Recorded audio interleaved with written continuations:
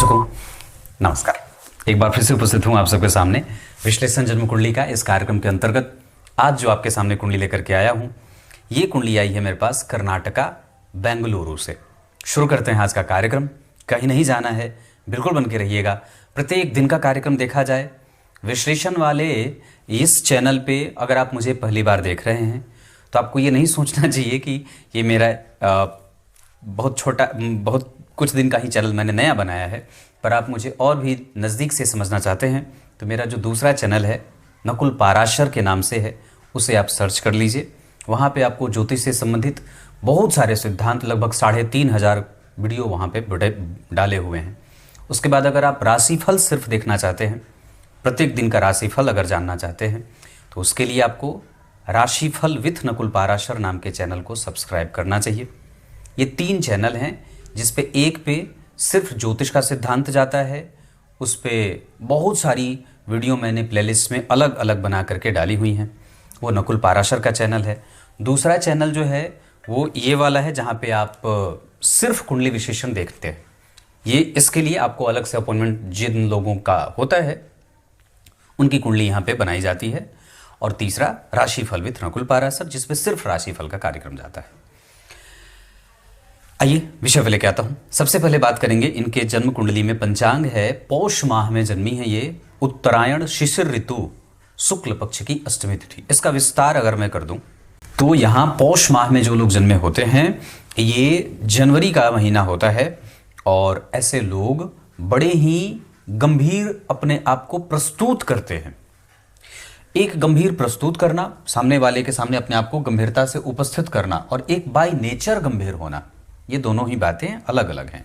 इस आधार पे मैं आपको ये बात कहूँगा कि हमें बेसिकली अपने उस ही स्वभाव को सामने रखना है कि जो हम अंदर से हैं, है ना। कि कई बार हमारे द्वारा ही किए गए कुछ काम ऐसे होते हैं जो हमारे लिए ही मुसीबत बन जाते हैं। तो ऐसा ना हो, और इस अवगुण के कारण, क्योंकि ये आपका एक डिसएडवांटेज हो सकता है कि आप अंदर से कुछ और हैं और बाहर से कुछ और अपने आप को दिखा रहे हैं, तो ये इस बात को बदलना होगा। शिशिर ऋतु का प्रभाव भी रहेगा, इस वजह से कार्य क्षेत्र में या जीवन में जो थोड़े बहुत विलंब के योग बनेंगे वो हैं। मैं इस कुंडली में एजुकेशन पे फोकस करूंगा और साथ ही साथ कारोबार पे भी फोकस करूंगा। सोमवार को जन्मे हैं तो चित्त शांत है, अपवित्र नहीं है, पर हम कई बार पवित्र होने के बावजूद अपवित्रता का भाव प्रदर्शित करने लगते हैं, अपने व्यवहार में बदलाव करने लगते हैं। ये नहीं होना चाहिए। बिल्कुल प्योर रहिए और बिल्कुल जैसे हैं वैसे ही अपने आप को उपस्थित भी करिए। शुक्ल पक्ष में जन्मे हैं तो इस वजह से सुंदरता का भाव रहेगा, धनवान हैं, सुखी भी होंगे और वाणी का प्रभाव बढ़िया रहता है। व्यक्ति कलुषित वचन बोलने वाला नहीं होता है। अष्टमी तिथि के चंद्रमा व्यक्ति को, शुक्ल पक्ष के अष्टमी तिथि के चंद्रमा शुभ ग्रह ही होते हैं, यहाँ से वो शुभ ग्रह होने शुरू होते हैं। इसका अर्थ होगा कि व्यक्ति धन, मान, प्रतिष्ठा, अपनी दिनचर्या, समाज में जो पद आदि की स्थिति है वो बहुत ही मेंटेन होती है। उसका मन कुशाग्र होता है, बुद्धि तेज होती है। रेवती नक्षत्र, इस पे थोड़ी सी चर्चा आपका कर दूं आपको। रेवती नक्षत्र के वस्तुतः जो देवता हैं वो पुषा नाम के देवता हैं। तो जिस भी जातक का जन्म रेवती नक्षत्र में होता है, ये 27 नक्षत्र में से सबसे अंतिम नक्षत्र है, तो जिस भी जातक का जन्म रेवती नक्षत्र में होता है उनको वात जनित पीड़ा होती है, मतलब पेट में गैस बनता है। उसी वात के कारण उसके माथे में दर्द होता है और विभिन्न घुटनों में, पैरों में, भुजाओं में, पीठ में, कमर में आदि से, वही वात से, गैस से के कारण ये चीज़ें बनती हैं। इसलिए जिस भी जातक का जन्म रेवती नक्षत्र में हुआ है, अगर आप रेवती नक्षत्र के बारे में और विस्तार से जानना चाहते हैं तो थोड़ा इंतजार करिए। नक्षत्रों की सीरीज मैंने शुरू की है अपने नकुल पाराशर वाले चैनल पे, वहाँ पे आपको वो मिल जाएगा। ऐसे आप अगर अलग नक्षत्र के हैं और तो आप जाकर के वहाँ नक्षत्र फल नाम की प्लेलिस्ट में उसे चेक कर सकते हैं। तो मैं बात कर रहा था कि रेवती नक्षत्र में अगर जन्मे हैं तो यहाँ के लोग नक्षत्रों के सीरीज में, चूंकि ये अंतिम कड़ी होती है, 27वां नक्षत्र होता है, इस वजह से इसे ये बुध का नक्षत्र है। और मैंने क्या बात कही, इसके जो देवता हैं वो पुषा नाम के देव हैं। तो ओम पूषणे नमः, ओम पूषणे नमः, इस मंत्र का जप व्यक्ति को प्रत्येक दिन 108 बार कम से कम करना चाहिए। घृत का दान करना चाहिए, शहद का दान करना चाहिए, छायादान आवश्यक रूप से करना चाहिए अपने जन्मदिन के दिन। तो आप जन्मदिन कब मनाएंगे? पौष माह में, मतलब जनवरी में पौष महीना होता है, तो पौष माह में शुक्ल पक्ष की अष्टमी तिथि को या तो आप जन्मदिन मनाएंगे, या तो फिर आप उसी पौष माह में जिस भी दिन रेवती नक्षत्र लगे उस दिन आप उसी जन्म नक्षत्र को आप जन्मतिथि अपना मना सकते हैं, जन्मदिन मनाएंगे। मतलब 14 जनवरी को मनाने की कोई आवश्यकता नहीं, इसको मनाने का आपको कोई भी पुण्य फल प्राप्त नहीं होता है। तो हम इस कलिकाल में तो वैसे भी बड़ा कम पुण्य अर्जित करने वाले काम कर पाते हैं, ऐसे बहुत काम कम हैं जिससे पुण्य अर्जित हो। तो कम से कम अपने जन्मदिन को तो हम कुछ अच्छी चीजें कर दें। तो क्या करना है? छायादान करनी है। अपने जन्मदिन के दिन किसी गौशाला में जाइए या किसी मठ मंदिर में जाइए, वहां जाकर के अपने वजन के बराबर तुलादान जिसको कहते हैं उसका संकल्प वहां के पंडित पुजारी से लिवा करके और अपने जन्मदिन के दिन यही इस नक्षत्र में ही करिए, रेवती नक्षत्र में बड़ा उत्तम परिणाम होगा। इससे आपके विकसित होने की जो स्थिति है वो और भी ज्यादा बलवान होगी। तो मैं बात कर रहा था शुक्ल पक्ष की अष्टमी तिथि। अब इसमें और भी चीजें हैं, ये जो नक्षत्र की बात मैं कर रहा था रेवती नक्षत्र, तो ये रेवती नक्षत्र है, जिस व्यक्ति का जन्म रेवती नक्षत्र में हो उसको पीपल के वृक्ष की जड़ थोड़ी सी काट लेनी चाहिए। जड़ के पास जो भूमि है वो वहां पे से जड़ थोड़ा सा काट लीजिए, इतना बड़ा, और उसको किसी चांदी के ताबीज में भर के उस जड़ की पूजा कर लीजिए, है ना, भगवान विष्णु की पूजा कर लीजिए, इसी मंत्र का जप कर लीजिए, ओम पूषणे नमः, अक्षत चंदन धूप दीप कपूर की आरती से उस जड़ की पूजा करके, है ना, और उसके बाद उस जड़ को अपने गले में धारण कर लीजिए। स्थान परिवर्तन का योग आपकी कुंडली में नहीं है, ये मैं पहले बता दूं। आपको बहुत ज्यादा दूर जाना नहीं पड़ेगा, क्योंकि जन्म कुंडली के चतुर्थ स्थान पे गुरु और शुक्र जैसे दो शुभग्रह और केतु की दृष्टि है। इस भाव के स्वामी इस भाव को देख रहे हैं, इस भाव का लाभ चंद्रमा और मंगल संपूर्णतया दे रहे हैं। साथ ही साथ इस भाव से 8वें भाव में सूर्य बुध और शनि बैठे हैं। इसका एक निगेटिव परिणाम होगा जो मैं आगे बताऊंगा। तो इतनी सारी चीजें हैं। रेवती नक्षत्र के बारे में मैंने चर्चा की। सिद्ध योग, विष्टि, करण, ब्राह्मण वर्ण और देवगण में इनका जन्म होता है। जरा इसके ऊपर अगर मैं दृष्टि डालूं तो ब्राह्मण वर्ण के होने के कारण मैं स्वभावगत, इसका प्रभाव बता रहा हूं, मैं स्वभावगत क्रोधी नहीं हूं। मैं परिस्थिति जनित स्थितियों से क्रोध को प्रकट करता हूं। मेरे सामने ऐसी परिस्थिति बनी तो मैं क्रोधी हुआ, वस्तुतः मैं क्रोधी नहीं हूं। इन दोनों बातों में अंतर है। तो कहने का अर्थ मेरा यह है कि जिस स्थिति में ब्राह्मण वर्ण और देवगण के लोग होते हैं उनको सामान्यतया योग क्रोधी वो नहीं होते, है ना। वो बहुत ही मिलनसार होते हैं, सुखी होते हैं, ज्ञानी होते हैं, धर्म को पकड़ करके चलने वाले होते हैं, उच्च दार्शनिकता होती है, श्रेष्ठ और धर्मांध नहीं होते।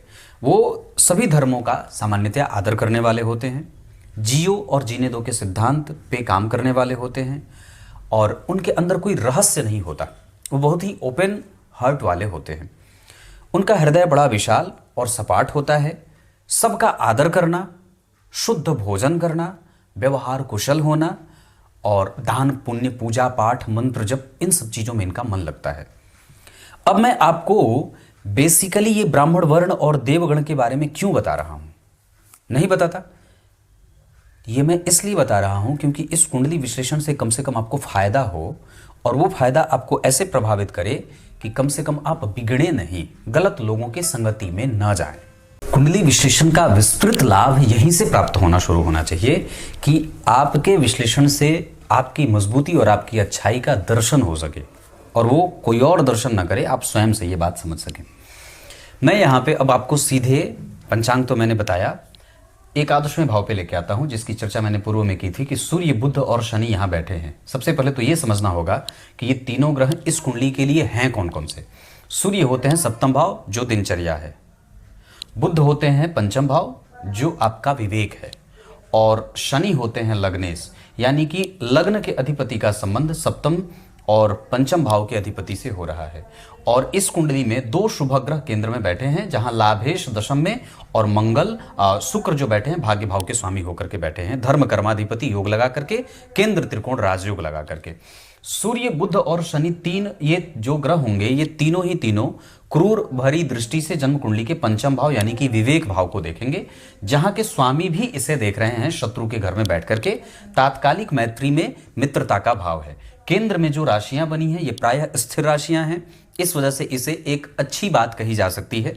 विशेषतया अगर ये कुंभ राशि का निर्माण लग्न में हुआ है और लग्न से ही जन्म कुंडली के लाभ में बैठे हैं, तो व्यक्ति लग्न के अधिपति अगर धन में बैठे या लग्न के अधिपति लाभ में बैठे तो व्यक्ति निश्चिंत होकर के धन कमाने वाला और धनवान सुखी मतिमान होता है।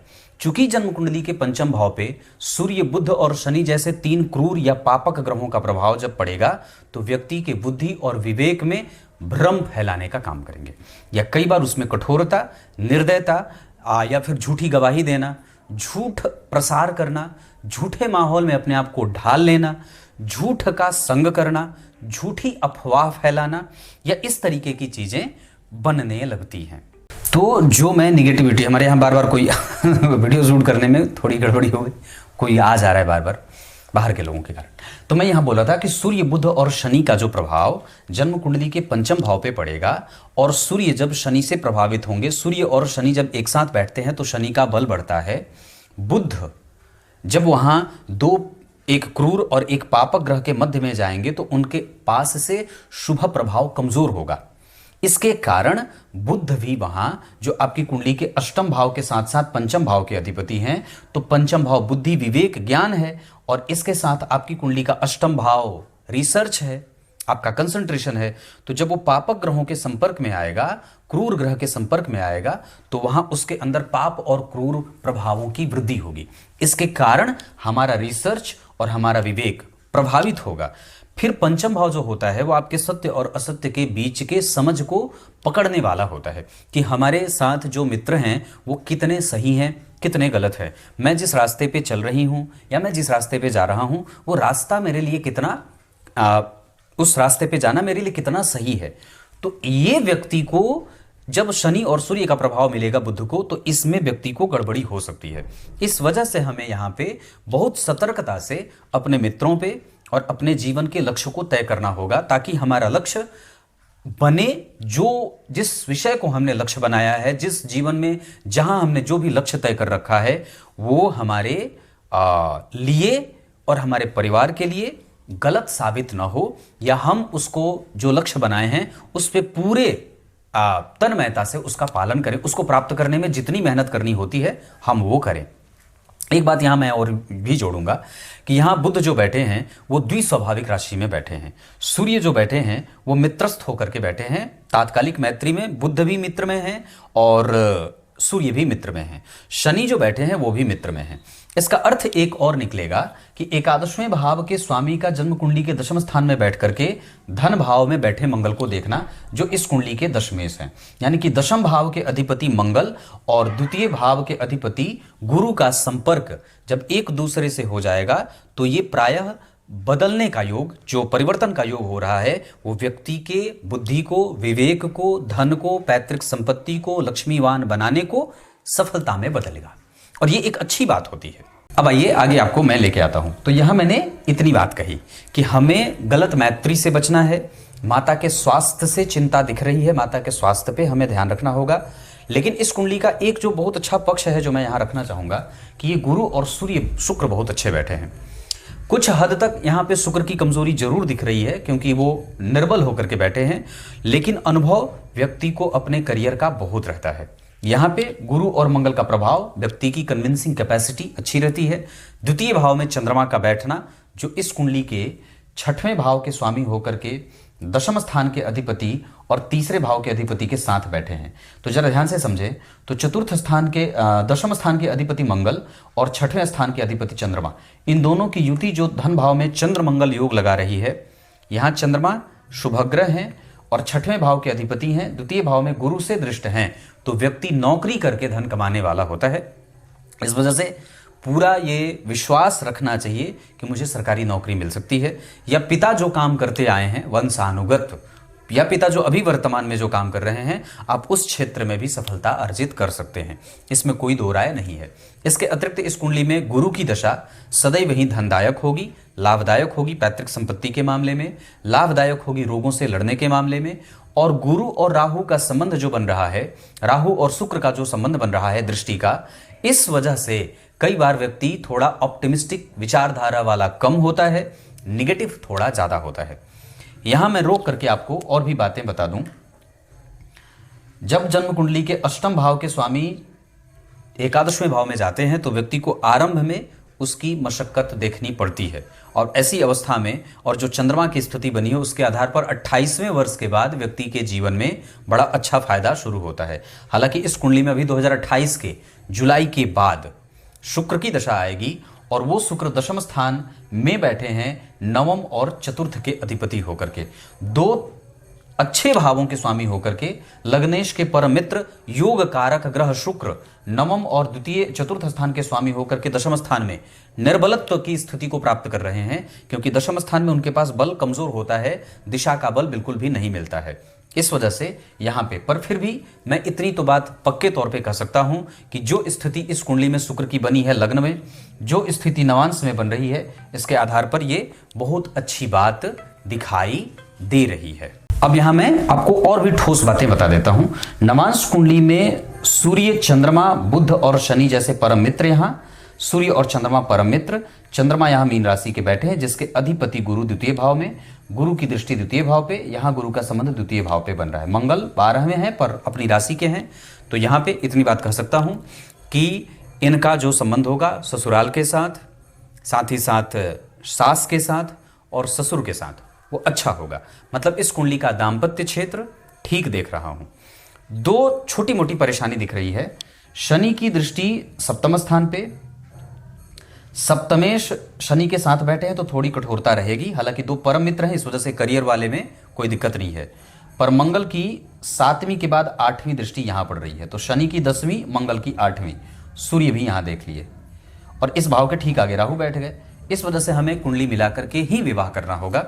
किसी ऐसे जातक से विवाह नहीं करना है जिसको कोई ना कोई बीमारी लगी रहती हो। विवाह अगर करना हो तो वृश्चिक राशि वृश्चिक लग्न, साथ ही साथ मीन राशि मीन लग्न, और मेष राशि मेष लग्न के साथ मिथुन राशि मिथुन लग्न के जातकों से विवाह किया जा सकता है। विवाह की दिशा दक्षिण और पूर्व रहे तो ज़्यादा बढ़िया है।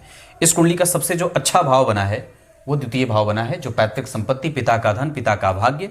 दशमांशा कुंडली में केंद्र खाली है, इस वजह से करियर वाला क्षेत्र थोड़ा देर से एक्टिव होगा। नीच के यहाँ गुरु बैठे हैं, इस वजह से मैं इसे कमजोर ही कहूंगा। भाग्येश होकर के बैठे हैं तो भाग्य में संघर्ष देंगे, और कारोबार को लेकर के जो एक ब्रॉड सेट होता है उसमें थोड़ी थोड़ी डिरेलमेंट की स्थिति होती है, थोड़ा व्यक्ति के कारोबार में कंफ्यूजन होता है। नवमांश कुंडली के बाद दशमांशा कुंडली में लग्न का अधिपति 12वें, मंगल और राहु एक साथ, इस वजह से व्यक्ति कई जगह से धन कमाने वाला और कारोबार देर से शुरू होता है।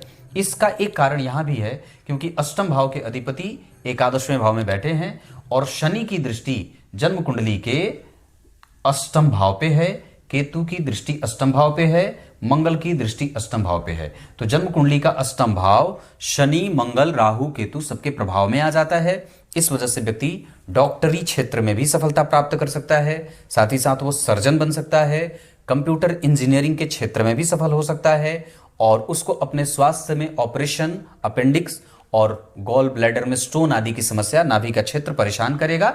ये कब करेगा? जब बुध की दशा आएगी, जब शनि की दशा आएगी, जब केतु की दशा आएगी और जब मंगल की दशा आएगी, क्योंकि यही चारों ग्रह जन्म कुंडली के अष्टम भाव को देख रहे हैं। इसके अतिरिक्त व्यक्ति का जो कंसंट्रेशन है वो कई बार खूंखार है, वो गड़बड़ भी है, हमें वहां पे भी ध्यान रखने की बात होगी। वैसे इस कुंडली की जो एक अच्छी बात और भी है कि गुरु की दृष्टि कम से कम मंगल और चंद्रमा पे है, जहां चंद्रमा के ऊपर जब गुरु की दृष्टि जाएगी तो व्यक्ति को नौकरी में, पद में, प्रतिष्ठा में और साहसी बनाने में एक तरीके से अच्छा नेचर देंगे।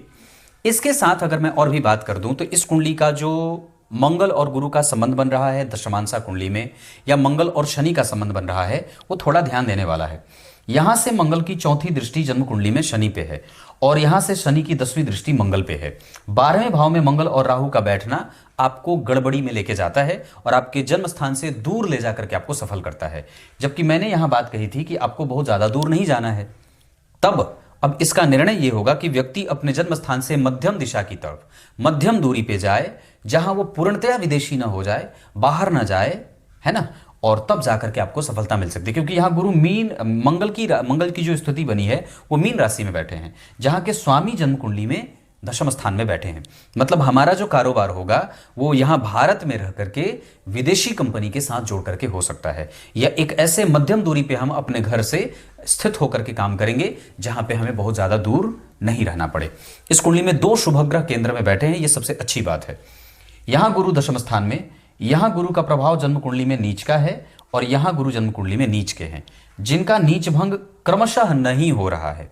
इस वजह से हमें कारोबार वाले क्षेत्र पे थोड़े से भाग्य के संघर्ष का योग बन रहा है। लेकिन मैं एक बात और भी कहूंगा कि दशमांशा कुंडली के तीसरे भाव में जो बुध और शनि बैठे हैं वो व्यक्ति के दृष्टिकोण को प्रैक्टिकल व्यू देते हैं, वो चीजों को समझता है और अपने स्थिति के हिसाब से कदम उठाने वाला होता है। बहुत ही प्रोग्रेसिव माइंडसेट के साथ व्यक्ति का कारोबार आगे बढ़ता है।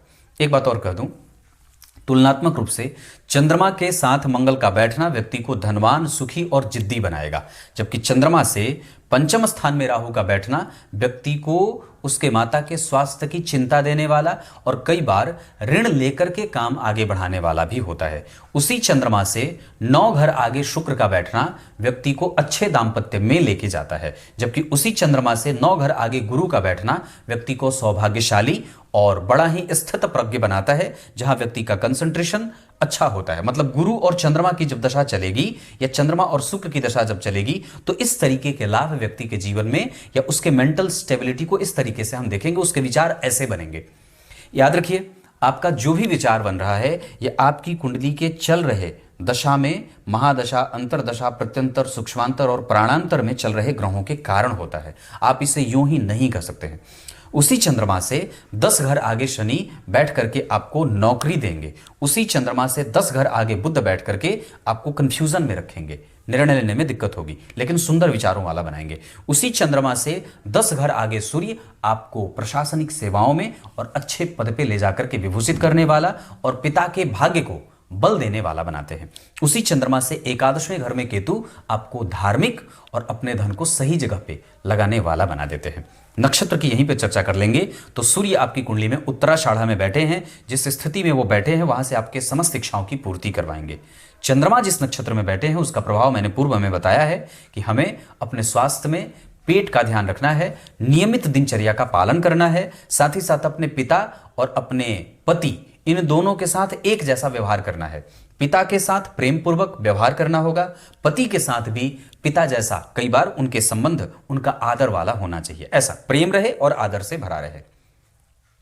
इस कुंडली में मंगल जिस स्थिति में बैठे हैं उसके आधार पर आपकी कुंडली में मंगल आपको थोड़े से परेशान करने वाले और रुग्णता प्रदान करने वाले बन रहे हैं ऐसी स्थिति में। लेकिन एक बात तो पक्का होगा, क्योंकि दशम स्थान के अधिपति जब जन्म कुंडली के द्वितीय भाव में बैठे हैं, गुरु से दृष्ट हैं, तो व्यक्ति के पास काम हमेशा रहेगा, इसमें कोई संदेह नहीं है। आप एक काम छोड़ेंगे तुरंत दूसरा काम मिल जाएगा। इस वजह से अपने काम के साथ, अपने सिद्धांतों के साथ, अपने रहने वाले लोगों के साथ जो आपके पास रह रहे हैं उनके साथ किसी भी प्रकार से वैचारिक सामंजस्य अगर नहीं बन रहा है या नौकरी में अगर आपको बहुत ज़्यादा सप्रेस किया जा रहा है, दबाया जा रहा है, आपका शोषण हो रहा है, तो आप तुरंत वहां से क्विट कर सकते हैं, क्योंकि आपको नौकरी तुरंत मिल जाएगी और ये मैं गारंटी से कहता हूं। मंगल के बाद अगर बुध की बात करेंगे तो आपकी कुंडली में बुध का जो प्रभाव बना हुआ है वो आपको शौकीन बना रहे हैं। गुरु का जो प्रभाव बना हुआ है वो आपको कंफ्यूज कर रहे हैं। इस वजह से देव गुरु बृहस्पति की पूजा करिए। पितृपक्ष में अभी चल रहा है तो दान पुण्य किया करिए, अमावस्या को दान करिए, पितरों के निमित्त दान करना चाहिए। इसके साथ साथ अपने पिता के साथ सुखद संबंधों को बढ़ाने की आवश्यकता, अपने पिता का खूब आदर करिए, उनके प्रतिष्ठा में कैसे वृद्धि हो इसको ध्यान में रखिए। कोई भी ऐसा काम ना करिए जिससे आपके पिता की नाक कटे। गुरु के बारे में मैंने ये बात कही। शुक्र आपकी कुंडली में आपको न्यायप्रिय और पद देने वाला बना रहे हैं। एक बात और भी है, यहां शुक्र अगर वृश्चिक राशि में बैठे हैं दशम स्थान में तो ठीक ठाक हैं, ठीक ठाक हैं।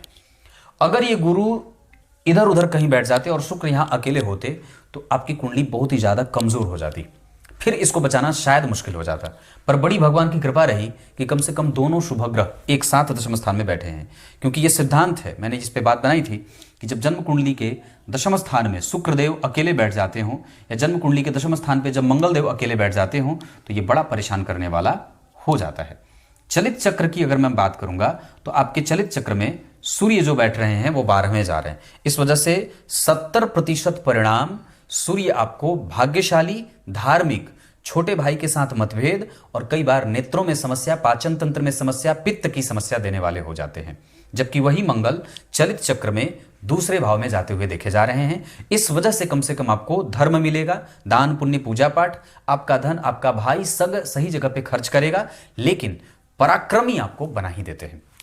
बाकी कोई ग्रह ऐसे बदले नहीं है। दशम स्थान की स्थिति ठीक है। ये आपके लग्न, नवांश और दशमांश ग्रहों के विभिन्न नक्षत्रों की बात रही। राहु आपकी कुंडली में पुनर्वसु के बैठे हैं, गुरु को देख रहे हैं, मंगल को देख रहे हैं, चंद्रमा को देख रहे हैं। इस वजह से इनका जो दृष्टि संबंध है वो धन भाव के अधिपति या धन भाव के कारक गुरु पे है। ऐसी अवस्था में हमें सदैव धन को बचाने की पूरी कोशिश करनी चाहिए। मित्रों से संबंध अच्छे रखने चाहिए, किसी भी मित्र को कड़वा नहीं बोलना चाहिए। जितना ज्यादा हो सके अपने आप को धर्म से जोड़ करके रखना चाहिए। गाय की सेवा, ग्रंथ का दान, रविवार को नमक का सेवन बंद, मंदिरों का दर्शन, मंदिर धोना, गीता जी के इस कुंडली के हिसाब से गीता जी के 11वें अध्याय का पाठ इस जातक के नाम पे कराया जाए या ये जातक स्वयं धीरे धीरे पढ़ता रहे। इसके साथ साथ सूर्य को अर्घ, नियमित दिनचर्या का पालन, मैंने कहा, पिता के साथ बहुत अच्छे संबंध और माता के स्वास्थ्य की चिंता, ये 10 बातें हैं। अब मैं आपको इस कुंडली के तीसरे फेज में लेके आता हूं। राहु की दशा में स्वास्थ्य से संबंधित समस्या होगी। केतु की दशा में ऋण में जाता हुआ देखा जा रहा है, जबकि मंगल की दशा में व्यक्ति का व्यय बढ़ सकता है। गुरु की दशा में चरित्र पे कमजोरी ना लग जाए या कई बार हमारे भोजन में कमजोरी के कारण शीत प्रधान बीमारियां, कफ जनित बीमारियां हो सकती हैं। राहु की दशा में पेट से संबंधित गड़बड़ी भी हो सकती है। इसके अतिरिक्त जिस दशा काल में हमें सबसे ज्यादा अपने करियर पे फोकस करना होगा, जहां हम उसके साथ किसी भी प्रकार की कोई समझौता नहीं कर सकते, वो दशा रहेगी गुरु की दशा। कारण उसका है क्योंकि गुरु यहां वृश्चिक राशि में बैठे हैं और आपके लाभेश होकर के भाग्येश के साथ संबंध बना रहे हैं और ये राहु से दृष्ट हैं। दशमांशा चक्र में दशम स्थान में ही राहु गुरु जो हैं वो नीच के हो रहे हैं। उनके ऊपर किसी भी शुभ ग्रह का कोई प्रभाव नहीं है। और परेशानी क्या है कि वो गुरु अपना नीच भंग नहीं कर रहे हैं और उस गुरु के पास किसी भी प्रकार से कोई बल किसी भी अन्य वर्ग चार्ट में नहीं मिल रहा है, क्योंकि नवमांसा कुंडली में भी वो गुरु नीच के हैं और राहु और केतु के संपर्क में हैं। इस वजह से जब कभी भी इस कुंडली में गुरु का अंतर आए, हालांकि नौकरी में वो एक तरीके से फायदा भी देंगे, पर आपको उसी दौरान कंपटीशन का सामना भी करना पड़ेगा।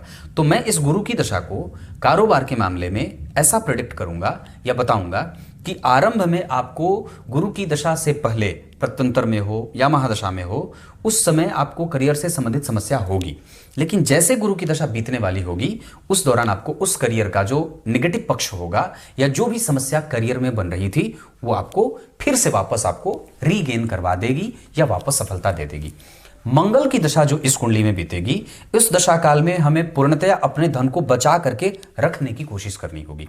उस मंगल की दशा में हम अपना धन, अगर ऐसा लगे कि हमारे पास से लोग मांग ले रहे हैं या हमारे पास से धन ज्यादा खर्च हो जा रहा है, तो आप अपने छोटे भाई को अपना धन दे सकते हैं। विश्वास पात्र पहले वो कितना है, उसके संस्कार कैसे हैं, इसका ध्यान रखना होगा, नहीं तो फिर आप अपने पिता को दे सकते हैं।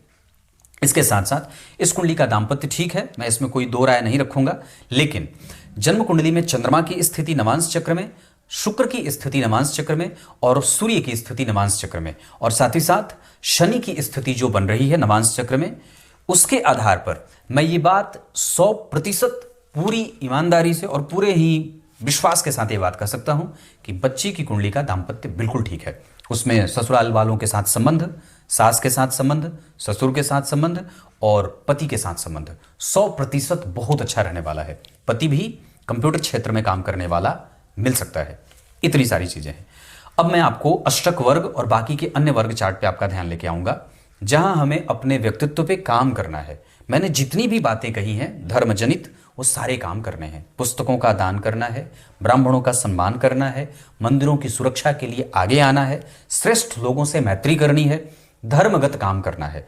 चाहे कितने भी आगे बढ़ जाएं, अपनी परंपराओं पे विश्वास रखना है और अपनी संस्कृति और सभ्यता का वाहक बनना है ना। द्वितीय भाव की जो स्थिति बनी है उसके आधार पर यह कुंडली धन व्यय करेगी और काम सदैव रहेगा, पर हमें धन बचाने के ऊपर थोड़ा फोकस बढ़ाना होगा। पराक्रम ये कुंडली बहुत अच्छा करेगी, इसमें कोई दो राय नहीं है कि आपका कम्युनिकेशन बहुत बेहतर है। इसके अतिरिक्त इस कुंडली में धन संपत्ति भी बहुत अच्छा है। एक्टिव होकर के काम करेंगे तो आप बहुत ही ज़्यादा आगे जाएंगे, क्योंकि चतुर्थ भाव की स्थिति सामान्यतया 2 ग्रहों से आच्छादित है। केतु की दृष्टि आपके माता के स्वभाव को तो नहीं कहूंगा, पर स्वास्थ्य को कमजोरी दे सकती है, कोई ना कोई लंबी बीमारी जैसी खतरे की बात आ जाती है। इसके साथ साथ हमें अपने एजुकेशन पे काम करना है, और इस कुंडली का जो कमजोर पक्ष बन रहा होगा वो कहीं ना कहीं पंचम भाव ही बन रहा है, क्योंकि पंचम भाव पे पंचम के कारक नवांश में नीच के, दशमांशा में नीच के, और लग्न कुंडली में शत्रु के साथ बैठे हैं, वृश्चिक राशि में बैठे हैं, परिवर्तन कर रहे हैं। तो हमें थोड़ी मेहनत करने के साथ, मेहनत करेंगे, माता पिता इस बच्चे के एजुकेशन पे फोकस रखेंगे, तब इस बच्चे का पढ़ाई जो है वो एजुकेशन बिल्कुल ही बढ़िया चलेगा। अगर थोड़ा भी कंसंट्रेशन हटका भटका, माता पिता ने ध्यान नहीं दिया, तो बच्चा पढ़ाई से कमजोर होने लगेगा, मतलब वो पढ़ाई पे थोड़ा ध्यान कम लगाने वाला हो जाएगा, क्योंकि 3 ग्रहों की दृष्टि यहां पे है। पूरी तो हो जाएगी क्योंकि पंचमेश पंचम को देख रहे हैं, पर दिक्कत के साथ होगी। मतलब 50% इस कुंडली में एजुकेशन का पक्ष कमजोर हो रहा है, 50% मजबूत है। स्वास्थ्य के मामले में पेट से संबंधित समस्या, नौकरी वगैरह के योग इस कुंडली में ठीक है। साहस बहुत अच्छा है, इसमें कोई दो राय नहीं है। दिनचर्या पे काम करना होगा। आपकी कुंडली में आपको विवाह मिलाकर के करना चाहिए। आपकी कुंडली चंद्र कुंडली से मंगलिक है। साथ ही साथ इस कुंडली का जो विवाह का सुख है वो बहुत अच्छा है, क्योंकि सप्तम भाव से चौथे भाव की स्थिति अच्छी बन रही है 2 शुभ ग्रह बैठने के कारण। लग्न कुंडली के ही अष्टम भाव पे अगर बात करेंगे तो आपका कंसंट्रेशन आपको पढ़ाने के क्षेत्र में, कंप्यूटर के क्षेत्र में, आईटी के क्षेत्र में, और साथ ही साथ आपको इस क्षेत्र में आप कभी भी सफल हो सकते हैं। डॉक्टरी वगैरह के भी योग इस कुंडली में बने हुए हैं। विदेशी कंपनी के साथ जोड़ करके काम करने का योग भी बना हुआ है, और साथ ही साथ फाइनेंशियल एडवाइजर बनने का भी काम आपकी कुंडली में बना हुआ है। सीए वगैरह भी आपकी कुंडली कर सकती है। उच्च शिक्षा का योग आपकी कुंडली में बहुत अच्छा है, इसमें कोई दो राय नहीं है कि आप मैनेजमेंट में भी आगे बढ़ सकते हैं। उच्च शिक्षा का क्षेत्र इस कुंडली के लिए बहुत आगे जाएगा। हाँ, इस कुंडली में हमें अपना साहस, सामाजिक होना, लोगों को देना, अर्थ को किस तरीके से कहाँ खर्च किया जाए, कैसे लोगों के साथ हमें कैसा व्यवहार रखना है, समाज का जो निचला तबका है उसके साथ हमारे संबंध कैसे हैं, और हम किसके साथ कैसा व्यवहार करते हैं, इस पे ध्यान देना होगा, क्योंकि कई बार इसमें कमजोरी देखी जा सकती है। व्यवहार कुशल होना इस कुंडली को कमजोर देख रहा हूं। इस कुंडली के साथ प्राप्त आप बहुत अच्छा कर लेंगे, क्योंकि एकादशवें भाव का स्वामी गुरु शुक्र के साथ बैठा है, केंद्र में बैठा है, और एकादशवें भाव में 3 ग्रह बैठे हैं जो तीनों ही पापक या क्रमशः क्रूर ग्रह हो रहे हैं। एकादशवें भाव में पापक ग्रह या क्रूर ग्रह का बैठना व्यक्ति को महत्वाकांक्षी, सुखी और कई जगह से धन कमाने वाला बना देता है। इस अवस्था में भी अगर मैं बात करूंगा तो आपकी कुंडली में सूर्य और बुध की दशा बहुत अच्छी जा सकती है। अपनी दशा काल में गुरु भी कुछ अच्छे परिणाम काफी हद तक प्राप्त कराने के मामले में करवा सकते हैं। एजुकेशन के मामले में कमजोरी हो सकती है। बाकी इस कुंडली में बाहर जाने का कोई योग विशेष नहीं है। आप घर पे रहें, घर से बहुत ज्यादा नहीं तो मध्यम दूरी पे जाकर के काम करेंगे तो ज्यादा बढ़िया रहेगा। कोशिश करें कि विदेशी कंपनी में काम मिल जाए या मल्टीनेशनल कंपनी में काम मिल जाए। क्लियर है? कोई भी शुभ काम करना होगा, आप चंद्रमा के जिस नक्षत्र में बैठे हैं रेवती, उसके साथ पुनर्वसु, अनुराधा, उत्तराषाढ़ा और पुष्य, और साथ ही साथ रोहिणी, यह नक्षत्र में कोई भी काम कर सकते हैं। धन कमाने के लिए आपको उत्तर और पूर्व दिशा में जाना चाहिए। साथ ही साथ विवाह के लिए दक्षिण और पूर्व दिशा बहुत अच्छा है। शुभ अंक इस कुंडली के लिए 2 रहेगा। शुभ रंग नीला और सफेद रहेगा। इतनी सारी चीजें। कोई भी शुभ कार्य करना हो, धर्म से, आध्यात्म से, दान से, तीर्थ से, विवाह से, तो शुक्र और गुरु की दशा का इस्तेमाल कर सकते हैं। संतान से संबंधित अगर कोई निर्णय लेना हो, एजुकेशन से संबंधित अगर कोई निर्णय लेना हो, तो आप बुध और शुक्र की दशा का इस्तेमाल कर सकते हैं। ट्रांसफर, स्थान परिवर्तन, नौकरी बदलने से संबंधित अगर कोई निर्णय लेना हो तो आप केतु और बुध के साथ मंगल की दशा का इस्तेमाल कर सकते हैं। क्लियर है? दशाओं के क्रम में आपको और भी बात बता दूं तो आपकी कुंडली में हमें सूर्य को बल देना है। चंद्रमा को नियमित करके, अपने दिनचर्या को नियमित करके हम शुद्ध कर सकते हैं। मंगल बहुत अच्छे बैठे हैं, इसमें कोई दो राय नहीं कि आपका पराक्रम बहुत उच्चतम दर्जे का है। गुरु हमारी कुंडली में, बुध हमारी कुंडली में कमजोर हो रहे हैं। निर्णय लेने में सावधान होना होगा, क्योंकि बुध और चंद्रमा एक दूसरे से दोनों केंद्र में बैठे हैं। गुरु का प्रभाव आपकी कुंडली में 50% अच्छा है, 50% बुरा भी हो रहा है। इस वजह से हमें वहां पे धार्मिकता बना करके रखनी होगी। शुक्र 100% अच्छे हैं, लेकिन दशम स्थान में बैठ करके थोड़ी कमजोरीपन का एहसास करा रहे हैं। करियर को लेकर के बिल्कुल ही सावधान रखना होगा। शनि की दशा आपकी कुंडली में 25% का परिणाम दे रही है। कुंभ लग्न की कुंडली के लिए शनिदेव लग्नेश होने के साथ 12वें भाव के स्वामी होते हैं। शास्त्र कहता है ये अशुद्ध भी हो जाते हैं। इस वजह से कभी कभी यहाँ पे ये अशुद्धि का भाव रखेंगे, जहां व्यक्ति कई बार कठोर, क्रूर, निर्दयी या अच्छे लोगों से मैत्री में नहीं जाता है, प्रैक्टिकल व्यू रखने वाला हो जाता है, कई बार तार्किक भी होने लगता है। राहु और केतु की दशा आपकी कुंडली में कमजोर जाने वाली होगी। इस वजह से अभी हमें नियमित रूप से अपने ऊपर काम करने की आवश्यकता है। 2028 के जुलाई तक लाजवर्त धारण करना चाहिए। जीवन पर्यंत आप अगर कोई रत्न धारण करना चाहते हैं वो रहेगा सफेद पुखराज। इसके अतिरिक्त आपकी कुंडली में बुद्ध का रत्न पन्ना भी पहन सकते हैं। कुछ इसी तरीके से आज के इस कार्यक्रम का समापन करते हैं। तब तक के लिए